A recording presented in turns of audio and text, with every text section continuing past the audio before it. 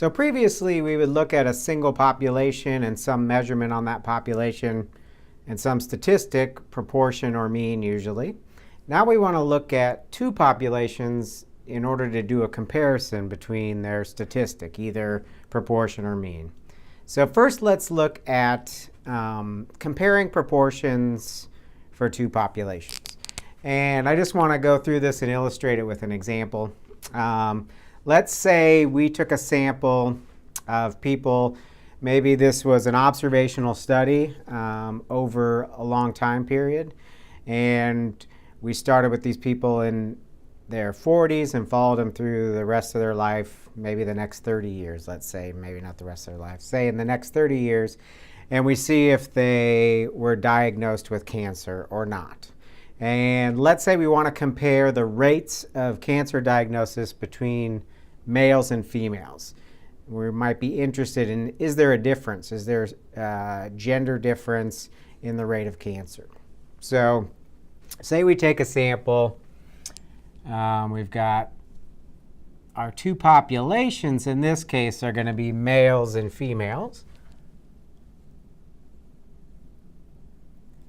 And what we're measuring after that 30 years is whether there was a cancer diagnosis or not.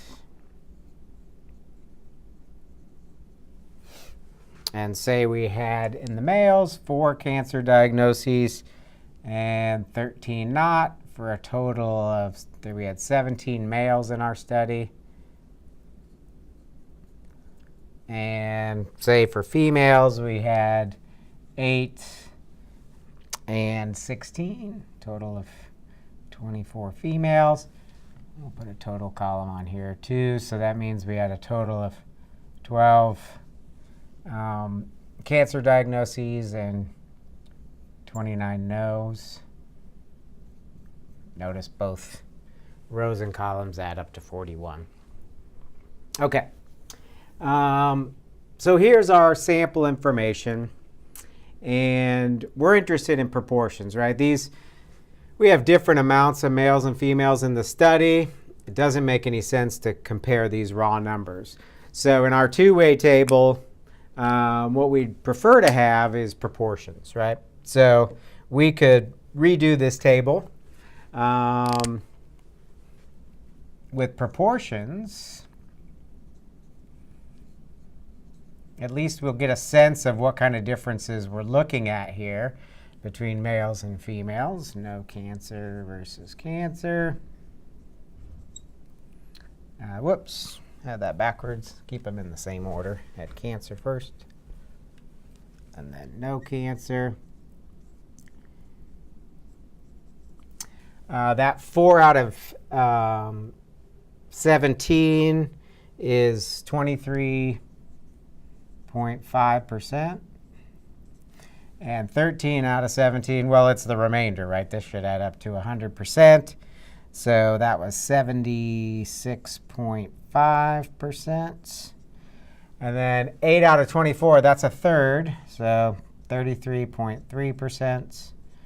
And 66.7. Again, those should add up to 100%. Again, these numbers are a little more informative, just a visual. And again, which proportion are we interested in? Difference here or difference here? It doesn't really matter because they're complements of one another. The difference in these percentages should be the same as the difference in these percentages, just reverse sign. So let's just look at, what makes more sense, I think, is if we're interested in a difference in cancer rates. So we're kind of interested in comparing those percentages there. So where we will be headed is in testing whether or not we think this is a significant difference, right? We know that our samples will vary. Every time we redo this study, we would have different numbers, different percentages. But what we'll be interested in is this difference significant? Does this lead us to believe that in the population, there's actually a difference in rates? Does that get indicated by our sample? Another way of representing this is in what's called a segmented bar graph. So let's See what that looks like? You would essentially have your groups or populations along this axis. So we're looking at males and females. In other words, this is our gender axis. And then this axis is always percent or proportion. And we actually don't label this as cancer or no cancer because both of those are going to get represented in this segmented bar graph. So let's, under the males, actually let's put some tick marks on here. So for reference, this top is going to be 100%. Halfway there's 50, halfway there 25. So cancer for the males is 23.5, and females 33.3. So something like this, roughly. And then your bar always takes up 100%. So then this blue part's representing the other part of this, the 76.5%, or in the female case, the 66.7.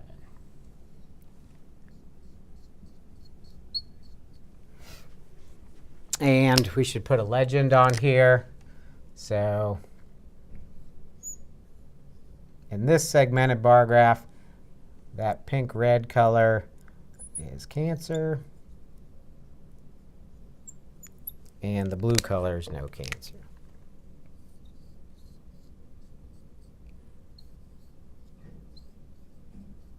So this is a nice, compact visual way, graphical way of representing these numbers. These are really nice, especially when your categorical variable has more than two. Right now, there's just two colors here, but we might have 3 or 4 values that a variable could take on, and then these are segmented even more, still totaling up to 100%. But then you can see kind of the relative proportions in each category. Here we could look at either cancer or no cancer. And if this had been some variable that took on 3 or 4 possible values, you could compare all those values visually in one of these segmented bar graphs.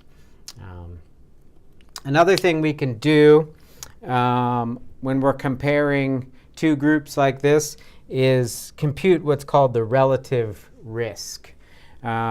So we've got these percentages, cancer for males at 23.5 and females for 33.3. What we mean by relative risk would be the ratio of those two.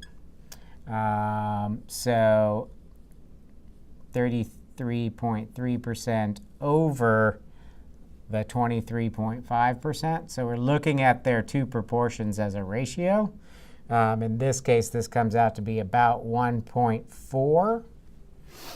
And so what does this number mean? It's a way of saying that, at least from our sample data, females are about 1.4 times as likely to be diagnosed with cancer in this time frame than males, at least from the sample. So this is something we also use as a statistic in comparing groups, is this idea of relative risk, just the ratio of the proportions.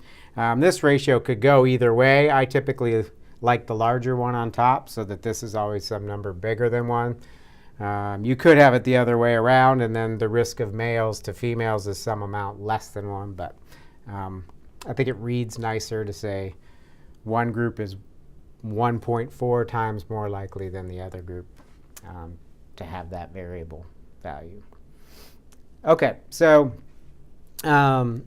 next we'll move on and we'll look at, OK, what can we do simulation-wise to see if this is significant? I mean, we do have some difference here in our sample. Is that difference large enough that we would conclude that there's a difference in the population as a whole?